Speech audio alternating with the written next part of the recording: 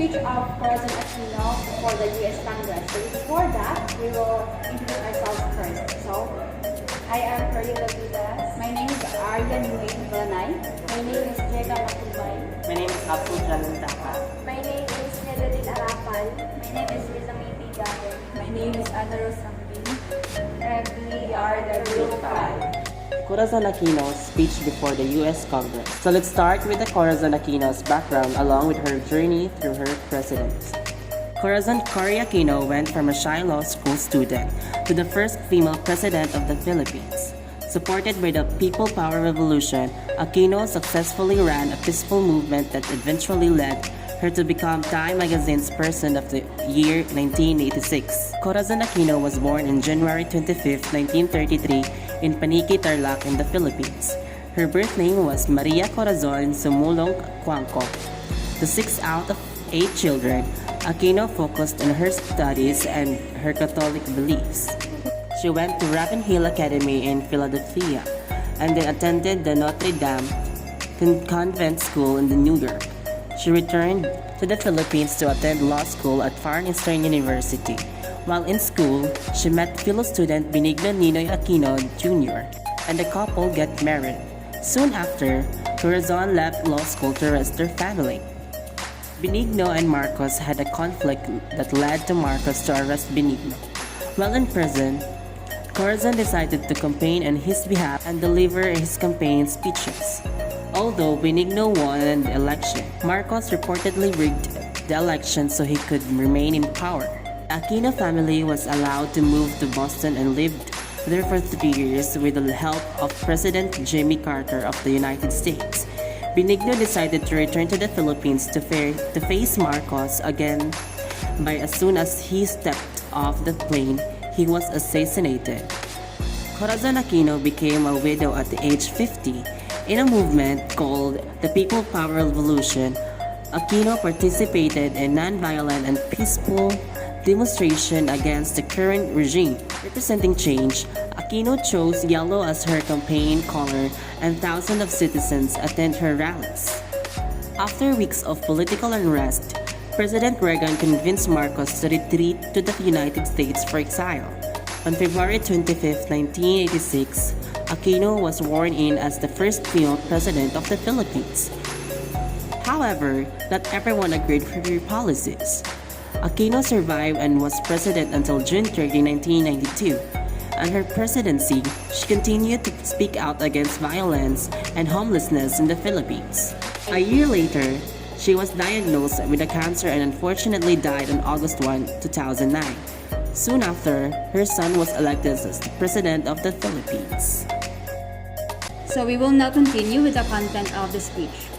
Former Senator Ninoy Aquino, whom the Filipino nation had assigned as in the first part of her speech, she acknowledged the Speaker, Senator Thurmond, and the distinguished member of Congress. She reiterated her grief when she left America to bury her husband 3 years before her presidency. Said that she had returned as the president of free people. She detailed about her husband's struggles, how it affected their family, and its impact on the nation.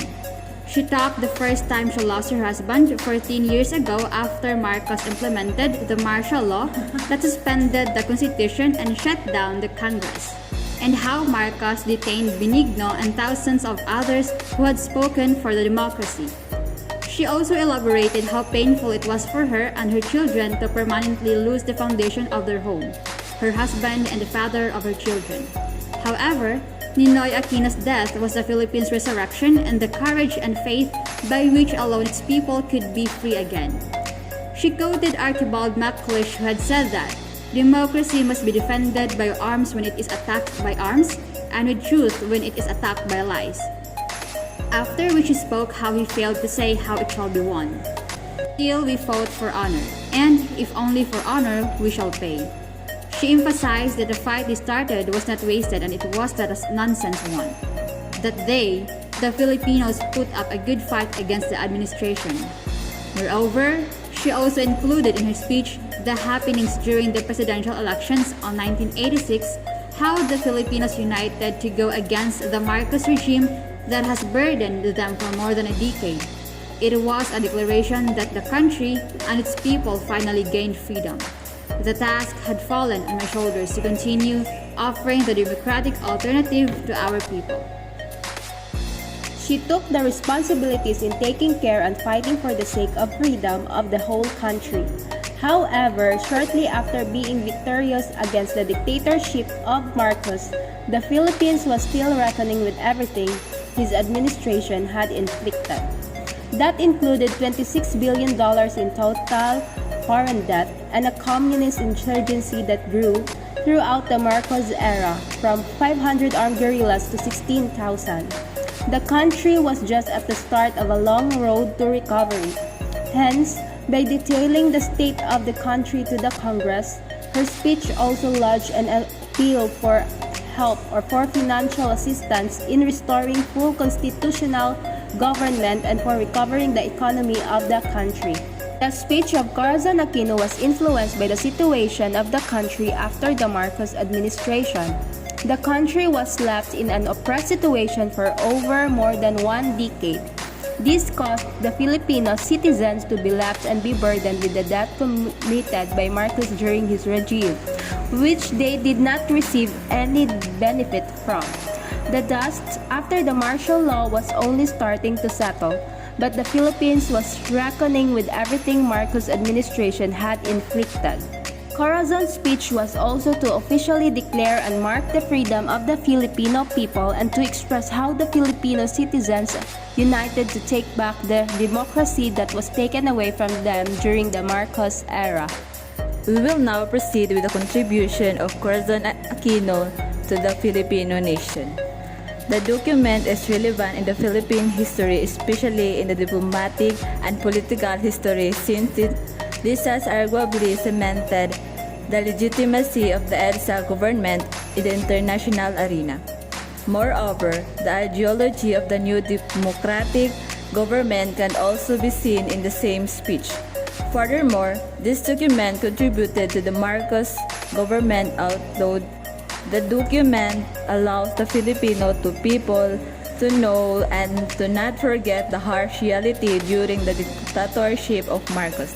Lastly, since Corazon Aquino was the first female president of the country, her speech has a strong impact not just in the country but also on the world's perception of women in the power. During her presidency, spaces were opened for the women's movements to grow and allow to progressive participation of women at different levels of society. The women's movements campaigned for gender equality provisions in the new constitution that the Constitutional Commission drafted. The President appointed the Constitutional Commission after being put into power on the strength of EDSA revolt against President Ferdinand E. Marcos.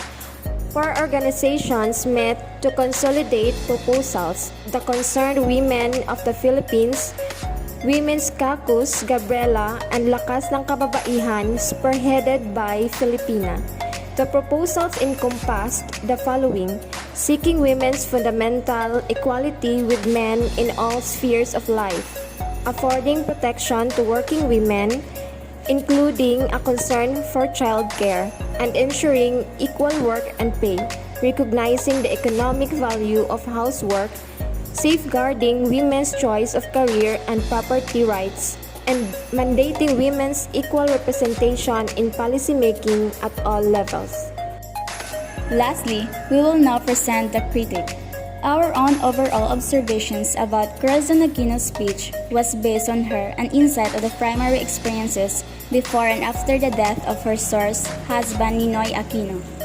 Also, it was based on the fact that as a Filipino, she also felt devastated about the situation of the country for experiencing more than a decade of social and political operations. As she talked to the presidency, she had strongly impacted her nations and as well as a word to view women as someone capable of handling authority and power. With this, she has been described as both the mother of Philippine democracy and as the housewife who led a revolution. In our own opinion, looking at her speech in today's perspective, we have observed that what had happened in the past, the American helping in the Philippines, was somewhat a give and a take relationship. It seemed like Cory Aquino really trusted America out of all the countries worldwide. That was why she lodged an appeal for help from the U.S. Congress in the recovery and the preservation. Subsequently, the Philippine favor from democracy. The America somewhat resulted for Philippines to have some sense of obligation to return the favor. Thus, the assistance from the U.S. Congress during the recovery state of the Philippines from dictatorship may also seem like somewhat a strategic political plan.